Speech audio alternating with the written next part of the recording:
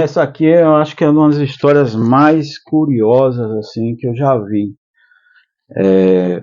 Muito interessante a história dessa banda. A banda chama-se Mad Timothy. O nome do disco é A Very Snoop Joyner, um disco lançado em 69. Cara, sabe o que é muito interessante aí sobre esse disco? Vou contar para vocês como é que esse disco veio à tona aqui, né? Como é que esse disco ganhou o seu lançamento. Porque esse disco, na verdade, esse disco, os caras, por incrível que pareça, a gravadora que lançou o disco, a GR Fab e a Gersen, lá da Espanha, né? Eles gravaram em conjunto o disco, tá aqui o encarte. Eles lançaram o disco sem saber mais ou menos o que era, o que se tratava, quem eram os músicos. E a história é bem curiosa. Na verdade, esse disco aqui foi achado o acetato de um disco demo num sebo em Chicago, cara. Um sebo lá, num brechó. Cara, sem capa, sem informação nem nada, né? Aí um daqueles caras, garimpeiros de disco, comprou, pagou $2 no acetato, né? Desse disco, um disco demo. E aí eles chegou em casa, ouviu e se impressionou com aquele som, né? Achou que lembrava um pouco de Blue Cheer, Mount Rushmore, que é uma banda também obscura, mas eu já postei aqui o álbum completo. Você consegue escutar aí no meu canal, na playlist Ouça Esse Disco.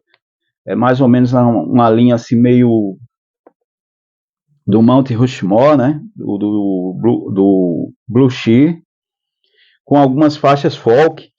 Tudo muito charmosamente primitivo. Aí o cara ouviu e disse, poxa, acho que as pessoas gostariam de ouvir isso, né? Então ele levou lá para os caras eles conheciam os caras da Giafab, né? Que é uma gravadora que lança bandas obscuras, né? Desse período aí, final dos anos 60, final dos anos 70. Ele levou lá para os caras gostaram, os caras da Giafab, mostraram lá para os caras da Gessen, que é também é uma gravadora que lança um selo, né, que lança coisas obscuras lá da Espanha. Os caras ficaram assim malucos, né? Diz, vamos procurar, né, que banda é essa, né? Eles sabiam o nome da banda e sabiam o título do disco, né? Então eles tentaram localizar os caras, obter informações sobre a banda e disseram assim, cara, é uma banda lá, alguém, eles falam até assim, a gente procurou todos os prostitutos dos discos, né? Achei interessante esse termo aí que eles usaram. E no encarte do disco eles falam assim, esforços infrutíferos para achar eles fizeram esforços infrutíferos para procurar os membros da banda, mas não conseguiram achar e achavam que o disco merecia ser compartilhado. E aí eles colocam no encarte, esperamos que algum membro da banda veja esse disco, né? Foi lançado e entre em contato conosco. Eles fizeram um trabalho de restauração, né, no áudio por uma turma muito bem especializada para fazer uma explosão estrondosa, assim eles definiram, né? E aí o que aconteceu, cara? Depois do disco lançado, eles, 2 anos depois do disco lançado, não se sabia nada sobre o disco, inclusive no encarte ele fala, né, aqui nesse encarte que eu estou mostrando aqui para vocês, que não conseguiram, na época, porque o encarte foi na época que o disco foi lançado, eles falam que não sabiam quem eram os membros da banda e pedindo informação, se alguém conhecesse os caras. Aí eles fizeram uma busca pelo registro, né?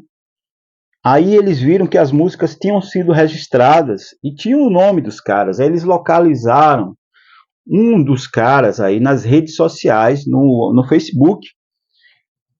Foi mais ou menos assim. Eu vi a entrevista, né? Foi mais ou menos assim, né? Acho que foi cadê? Foi o Andy Beers, que é baixista nesse disco, né? Mandaram uma mensagem lá pro cara e disseram, bicho, você você tocou numa banda chamada Mad Timothy? Aí o cara disse, cara, toquei, sim, a gente, com uma banda lá que a gente teve, lá no final dos anos 60, beleza? Aí o cara passou, aí o cara disse, não, mas peraí, né, o disco foi lançado. Aí o cara disse que, pô, bicho, o cara ficou assim, assustado, né, como é, o disco foi lançado, aí mostrou pro cara o disco, os caras se contactaram, né, a banda formada por Andy Beers no baixo, Ken Collins nos teclados, Steve Halen na guitarra, Nick Prout na bateria e Don Topper, voz e gaita. Aí os caras, o disco não tinha capa, né, como eu falei, eles fizeram a capa, a gravadora, né, fizeram essa capa aqui, ó, uma capa bem psicodélica, né, tá vendo? Uma capa bem psicodélica. Isso aqui, eu comprei esse disco, é um digisleeve, né? É um digisleeve, eu não gosto muito desse formato, é tipo um mini LP, né? Essa capa, como o acetato não tinha capa, não tinha nada, eles imaginaram mais ou menos uma capa pro disco e fizeram a capa, né? Fizeram a capa do disco, ficou até legal, né? Porque não tem realmente, né? Aí, cara, o que acontece, né? A banda se juntou, montou um site, hoje a banda tem um site, Mad Timothy. Na verdade, Mad Timothy, cara, esse nome aqui da banda, tinha um cara chamado o Timothy Leary, se eu não me engano, que ele defendia o uso do LSD, dizia que o LSD desenvolvia a mente e tal, falando, né, aquelas teorias ali, naquela época lá no final dos anos 60, o LSD era uma droga muito usada por artistas, né, e eles não sabiam muito bem, na turma lá, você vê que morria muita gente, eles não sabiam que aquilo matava, achavam que era uma expansão da mente, né, então ele fala que esse cara, esse Timothy Leary, era um cientista, que falava que o LSD expandia a mente, é uma coisa muito boa. Aí eles chamaram o disco a banda de Mad Timothy, né? O Timothy maluco, né? E o que acontece, né?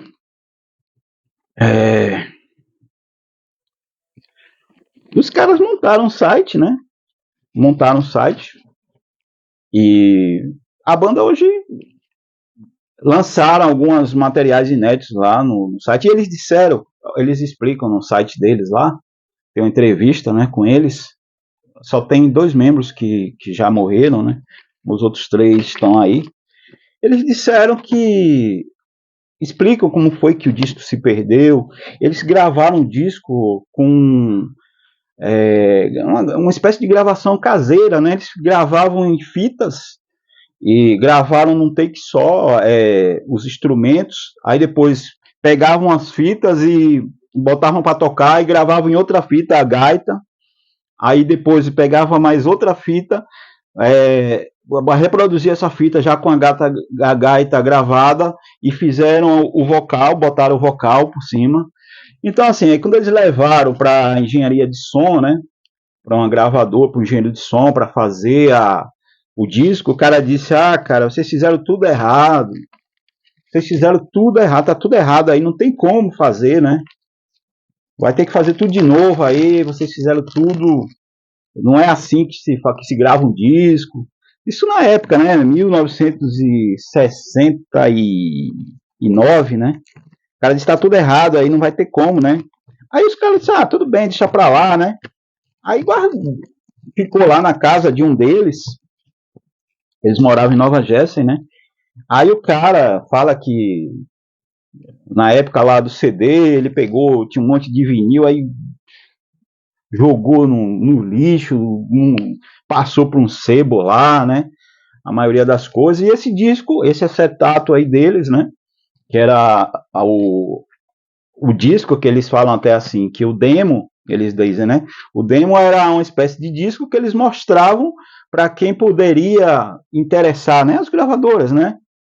Então esse disco foi parar e eles têm os masters originais ainda, né?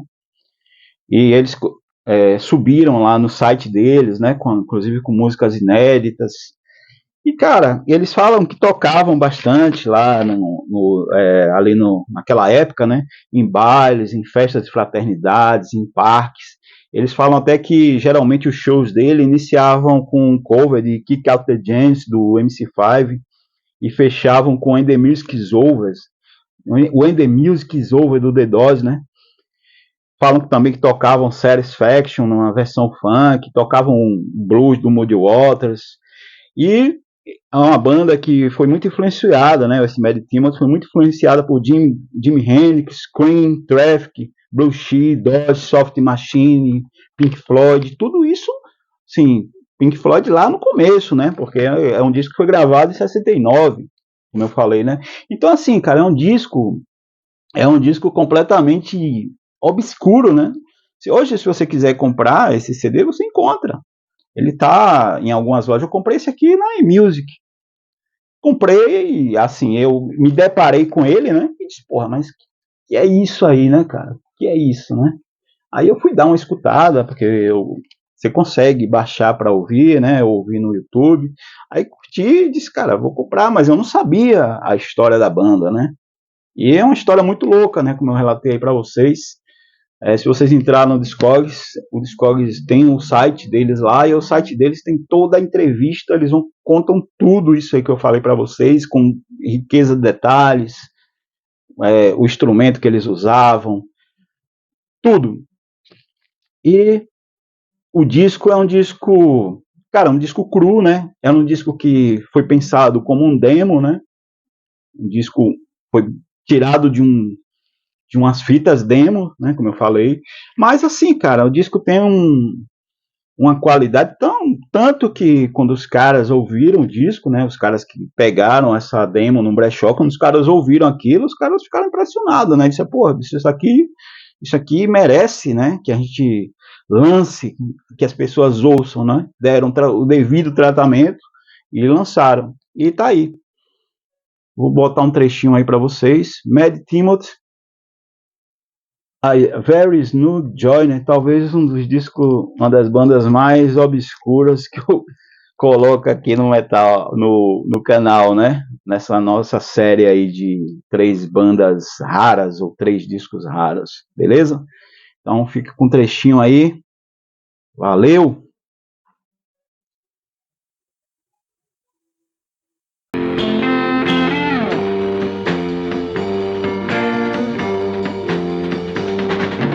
Look out the window now, what do you see?